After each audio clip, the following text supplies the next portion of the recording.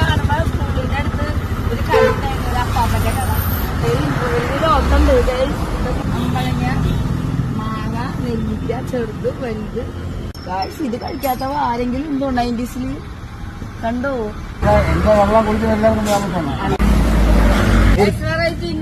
നൊങ്ക് സർബത്ത് first time കഴിച്ചു കഴിഞ്ഞാൽ വയറിനറിയൂടാ. മുന്തിരിപ്പിലിട്ട് താടിയിട്ട് കേൾക്കണം.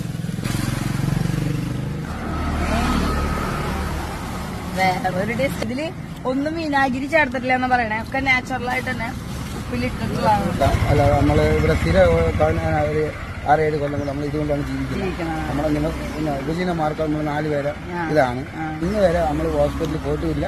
നമ്മളെ സംബന്ധിച്ച് ആർക്കും ഒരു ആവത്ത് വന്നിട്ടില്ല. ബീച്ചിലൊക്കെ കേടാവാതിരിക്കാൻ വേണ്ടിയിട്ട് വിനാഗിരി ചേർക്കില്ല. ഇവിടെ അതില്ല. ഇവിടെ ഒരുപാട് ക്യാൻസർ പേഷ്യൻസ് ഒക്കെ ഒരുപാട് പേര് വരാറുണ്ട്. ഇത് കഴിച്ചിട്ട് ആർക്കും ഒരു പ്രശ്നങ്ങളും വന്നിട്ടില്ല. കാര്യം ചെങ്കോട്ടുപാറം റോഡില് പോകുന്ന എല്ലാവരും ഇവിടെ ഒരു തവണെങ്കിലും വരിക, വെറൈറ്റി സർബത്തുകൾ കുടിക്കാം. നമ്മുടെ നാട്ടുകാരാണ് നമ്മളെ ഇത്രയും നാളുകൊണ്ട് ഈ ചെയ്യുന്ന നമ്മുടെ സ്വന്തം നാട്ടുകാരെ കുറിച്ചുള്ള കളിയില്ല.